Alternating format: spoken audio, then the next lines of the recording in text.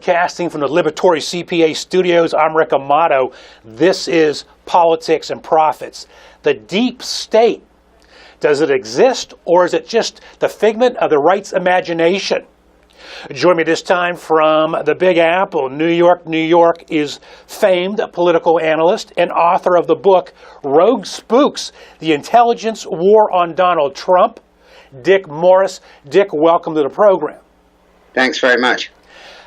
Dick, I think it's pretty obvious that the deep state exists. You know, I threw the question out there. Off the bat, is Steve Bannon, someone I've known for 5 or 6 years, is Steve Bannon a casualty of the deep state? Yes, absolutely, as is Michael Flynn, as is Reince Priebus, as eventually maybe Donald Trump. We used to call it the entrenched bureaucracy. Yeah. But in terms of the intelligence community, it has far more power than that.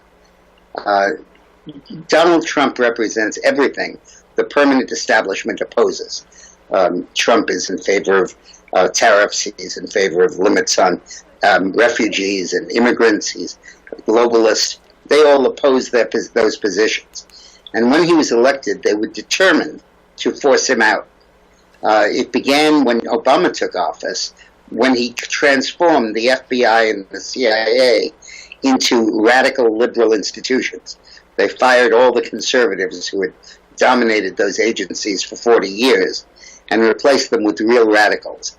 John Brennan, for example, the director of intelligence of the CIA, actually voted communist in the election of 1976.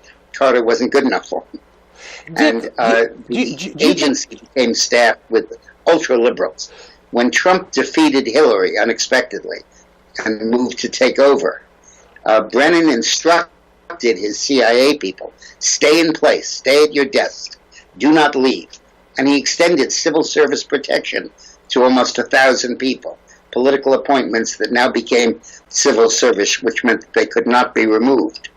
And he used those people as an instrument to leak, to substantiate the totally phony charge of Russian collusion. All right. So there's a lot of good information here. It is a phony charge, you're saying, number one. The Russian collusion is phony. Yeah, the substantiation for it comes from a dossier that was prepared, but paid for by the Hillary campaign and prepared by the Christopher Steele, who's sort of the chief rogue spook, a former Brit intelligence officer. And it's totally phony. It's filled with absolute garbage. The guy who supposedly was the go-between between the Russians and the Trump campaign was Michael Cohen, Trump's lawyer, who plotted this through meetings every week in Prague. But his passport says he was never out of the country. He was stateside the entire time. The dossier named the Russian, Stepanovich, who was the guy who allegedly hacked into the Democratic Party computer. Turns out that he was in Siberia on a prison sentence for 20 years for pedophilia when that happened. No access to a phone, no access to a computer. And the story about prostitutes peeing on the bed while Trump was watching them.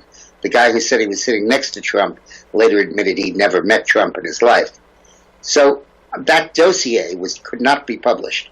Nobody would touch it before the election. Why is Mueller so committed to an investigation of collusion, do you suppose? Well, Mueller is... I'll get to that in a minute. Okay. The point is that when Trump won before he took office, Comey at the FBI made sure that dossier leaked. McCain gave it to him, he gave it to Obama, and it leaked from there. And then to substantiate it, he had his people at the FBI leak disinformation. Lead article in the New York Times that FBI agents had actually overheard conversations between Russian intel and the Trump campaign. 4 months later, Comey admitted that was totally untrue. It was disinformation. Now, Comey then orchestrated a series of events where when Trump told him, stop looking at this so-called charge of collusion, use the resources to go after terrorists and to go after opioid addiction and the stuff I hired you to do. And Comey said that I've just been intimidated. Justice has just been obstructed. And he made Trump fire him, published the notes of their meetings, and got Mueller appointed. Mueller is Comey's closest friend. They were a tag team match when Mueller was head of the FBI and Comey was the assistant attorney general. And based on their work together, they got Martha Stewart. They went after the guy who they said was the anthrax bomber. Turned out he wasn't. And he collected $5 million in damages from the government. But they were an item. And their goal now is to get Trump impeached. And they're focusing on it as an excuse. Their goal is to make that change. And their modus operandi will be to do anything they can to facilitate that. They have unlimited resources at their fingertips. Trump's attorney, Cohen, who you referenced, I understand is near bankruptcy from the financial drain of the lawsuits. Will they succeed in their effort to remove the outsider from the White House? Well, I believe that what Trump needs to do is to appoint his own special prosecutor to investigate the special prosecutor. Only in Washington would that make sense.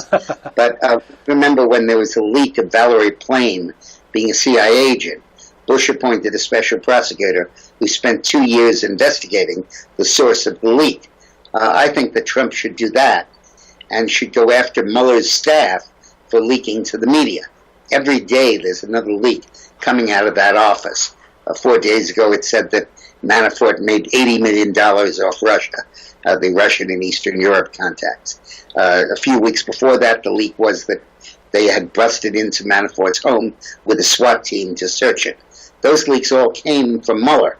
Those are illegal leaks. Some of them damaged national security. Trump should investigate that, and while he's at it, have the special prosecutor should investigate the Clinton Foundation, the liaison between Lynch and Comey, and all of the issues surrounding Comey and Hillary. Dick Morris, go ahead. Can stop. Go ahead. I think that can stop this effort to overthrow Trump. But the main thing is we have to recognize what's happening here. This is a coup d'etat, as if you had tanks rolling up Pennsylvania Avenue. Final question. It sounds to me as if you've provided some very sound, good advice for the president. Do you have a line of communication with this president? Yeah, I've been working on getting this stuff to him. There is, however, a competing narrative that scares the hell out of me, that he gives up and that he follows the line the deep state wants. You look at 3 recent events. In April, Trump certified that China was not a currency manipulator. In July, he certified that Iran was in full compliance with the nuclear deal. Right. And last week, he announced he was increasing the forces in Afghanistan. Yeah. You wonder if he's on hypnosis or something, because those are all 3 direct contradictions of what he said in the campaign. And I think it's entirely possible that he has been intimidated by the deep state and backed into a corner and is abandoning large parts of his agenda. Dick Morris, political analyst and author of the book Rogue Spooks, The Intelligence War on Donald Trump. We thank you for joining us. Thank you. From the Liberatory CPA studios, I'm Rick Amato. Politics and Profits with Rick Amato is brought to you by Liberatory Accounting, the IRS problem solvers. To find out how Liberatory Accounting can help you, call 877-6-SOLVER. That's 877-6-SOLVER.